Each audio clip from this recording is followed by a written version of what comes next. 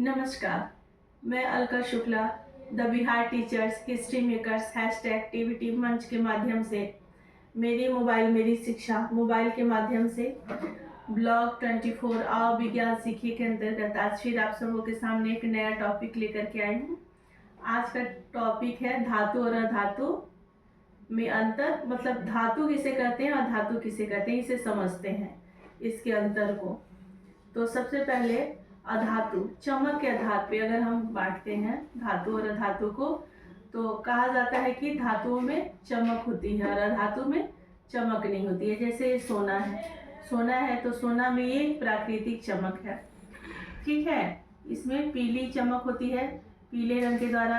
वहीं पे चांदी है तो ये चांदी, एल्युमिनियम, जिंक, ये सब क्या है, सब उजली चमक होती है, सफ़ेद चमक होती है। स्टील में भी चमक होती है, ये धातु होती है। वैसे ही ये जो कॉपर होता है, कॉपर में लाल और भूरे रंग की चमक होती है। पीतल है, पीली चमक होती है। तो इस आधार पर, भौतिक गुणों के आधार पर, चमक के आधार पर हम धातु को बांटते हैं। वही लकड़ी जो होती है वातावरण में, पेड़ की लकड़ी में कोई चमक नहीं होती है।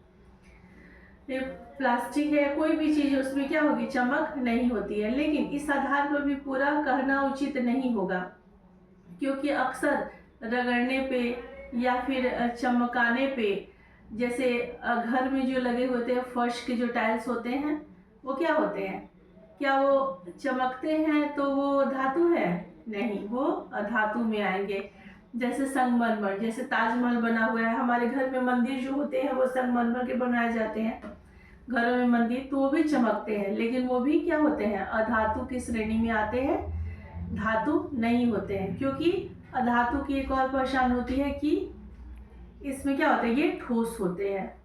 अब अगर ठोस के आधार पे, गुणों के आधार पे बांटते हैं, उसकी अवस्था के आधार पे, तो धातु ठोस हो गया, जैसे ये सभी चीज़ें ठोस हो गई। लेकिन वहीं पे पारा या मरकरी जो होता है वो अधातु धातु हो, तो ये भी क्या होता है, वो ठोस नहीं होता है, वो द्रव्य की अवस्था में रहता है। तो फिर तीसरे गुण क्या हो गया, जिस पे धातु और अधातु में विभेद करेंगे, तो तीसरा गुण क्या हुआ कि ध्वनि। जैसे धातु है, ये आवाज करता है, ठीक है, धातु में आवाज होती है। जैसे ये कोई भी चीज़ है, ये स्टील है या सिक्का ही है, अगर पैसा ही है, अगर वो गिरता है तो क्या होता है, आवाज होता है। स्कूल की घंटी जो बजती है, उसे बेल, लोहे का बेल होता है, उस पर क्या होता है, अगर बजाया जाता है तो आवाज होती है। लेकिन वही लकड़ी को अगर उस लोहे के घंटी पे बजाया जाए तो क्या उतनी जोर से आवाज होगी? नहीं होगी। तो जैसे टेबल पे जितनी जोर से मैं बजा रही हूँ काट पे, उतनी आवाज तेज नहीं हो रही है। लेकिन वही इस चम्मच से इस ये जो बजाए, तो ये धातु है, धातु से मिलकर के क्या होता है, आवाज, यानी क्या होता है, उसमें ध्वनि ज्यादा होती है। तीसरा गुण हो गया। चौथा हो गया कि आघातवर्ध होती है, मतलब इसमें आघात को सहने की क्षमता होती है। चाहे वो चांदी, ये सोना है, पहले ये है, ये बिस्किट के रूप में किसी रूप में हो सकता है, लेकिन यह इसे क्या किया जाता है, इसे पीट कर, इसे मरोड़ कर इसके तार भी बनाए जा सकते हैं। तो धातु तन्य भी होती है, क्योंकि ये रूप बदल देती है।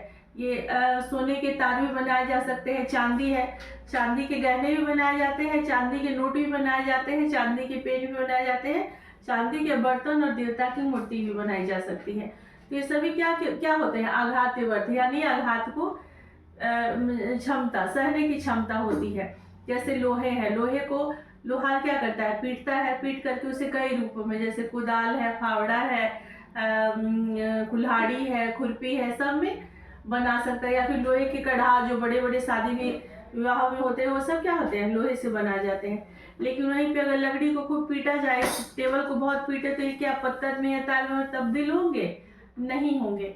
तो क्या होगा, धातु और अधातु पे, इस गुणों पे भी बांट सकते हैं कि धातु जो होते हैं आघातवर्ध, सहने की क्षमता नहीं होती, अगर ज्यादा आघात लगेगा तो वो टूट सकते हैं, ये भंगुर होते हैं। लेकिन धातु जो होते हैं वो भंगुर नहीं होते हैं।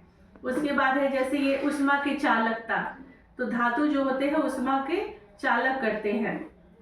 जैसे ये मान लो कि ये स्टील का बर्तन है, अगर ये पूरा स्टील बॉडी रहे और मैं इसे गर्म करूँ और छूँ तो क्या होगा, मेरे हाथ जल जाएंगे। तो इसको जलने से बचाने के लिए इस पर क्या करते हैं, रबड़ का या फिर थर्मोसेटिंग प्लास्टिक, ये थर्मोसेटिंग प्लास्टिक है जो ताप पड़ने पर भी क्या होता है, ये पिघलते नहीं है। तो ये पकड़ने के लिए, क्योंकि उष्मा चालकता नहीं होते हैं, इसमें उष्मा का चालन नहीं होता है अधातु में, और धातु में वही उष्मा की चालकता होती है।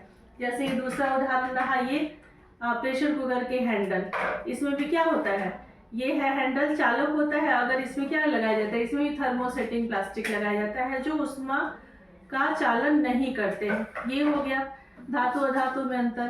फिर एक और सबसे इम्पोर्टेंट अंतर हुआ कि ये कुचालक होते हैं। धातु जो होते हैं उष्मा के सुचालक होते हैं और अधातु जो होते हैं उष्मा के कुचालक होते हैं। लेकिन इसमें भी अपवाद है, जैसे ग्रेफाइट जो होता है वो अधातु होते हुए भी क्या होता है, उष्मा का चालन करता है, तो उष्मा का सुचालक होता है। तो इसी आधार पर बहुत सारे अंतर, इनके आधार पे हम धातु और अधातु में अंतर कर सकते हैं। लेकिन कुछ ऐसे तत्व होते हैं जिसमें धातु और अधातु दोनों के गुण पाए जाते हैं, जैसे सिलिकॉन हो गया, जर्मेनियम हो गया, आर्सेनिक हो गया, तो ये अपवाद है। तो चलिए आज हमने जाना धातु और अधातु में अंतर, और फिर मिलते हैं अगले टॉपिक में, अगले वीडियो में, अगले नए क्वेश्चन के साथ। धन्यवाद।